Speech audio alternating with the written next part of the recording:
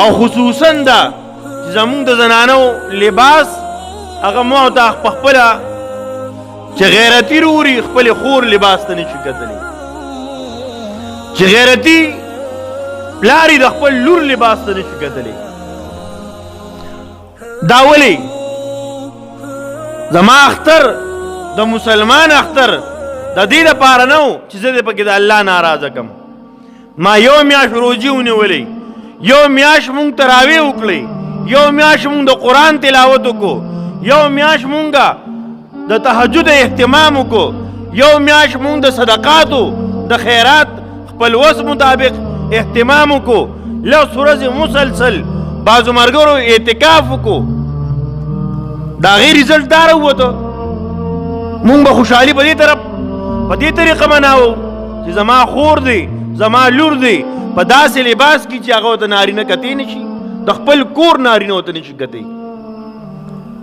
محترمو دا که یو خوا د زنانو ذمواري ده بل خوا زمونږ د نارینهو دا ذمواري ده چې کوم د کور مشران دي په الله قسم د کور د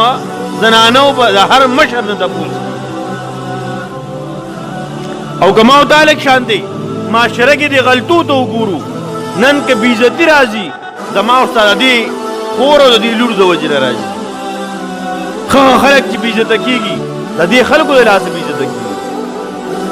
که د پردې اهتمامي د جامه او د پیزار د شریعت مطابقي نو د ډېرو خلکو پټکي به دا به خپو ته نه غورځي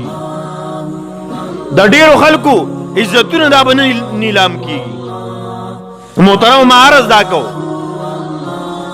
چې زما او ستا اختر دا به د شریعت مطابق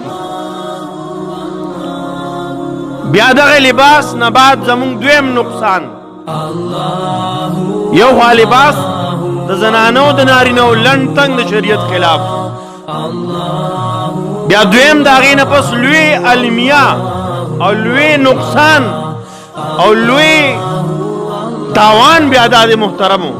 چې زمونږ او ستاسو بیا رشته دار کورونو ته راځي دا د ترور زوی دی سله راغی به یې مبارکۍ له راغی دا د ماما زوی دی مبارکۍ له راغی دا د پلانکې لیور دی دا مبارکۍ له راغی دا د پلانکې لیورزی دی مبارکۍ له راغی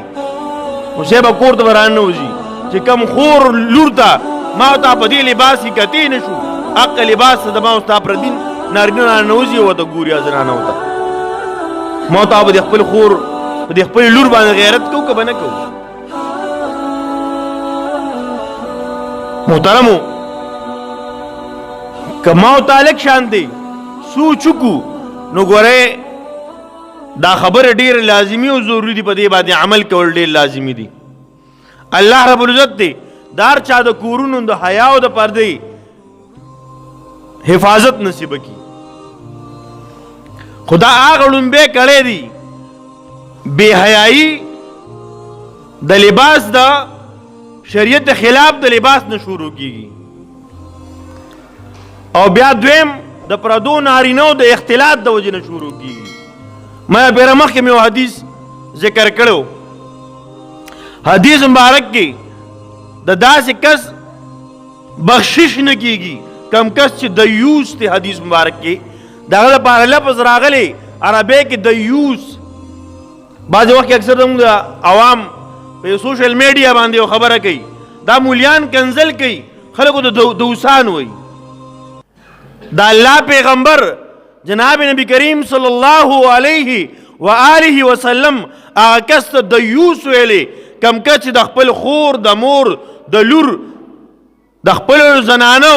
د هغوی د دې خبرې خیال نه ساتي چې دوی سره ملاقات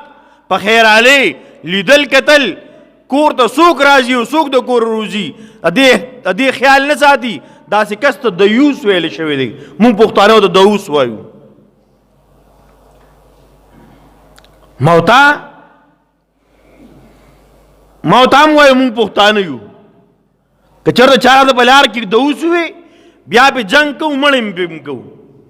خو ما تا ته پیغمبر چا دیوس ویلی لږ شان د سوچ وکړو د خپل کور ماحول سم کو په الله قسم دا منت کوم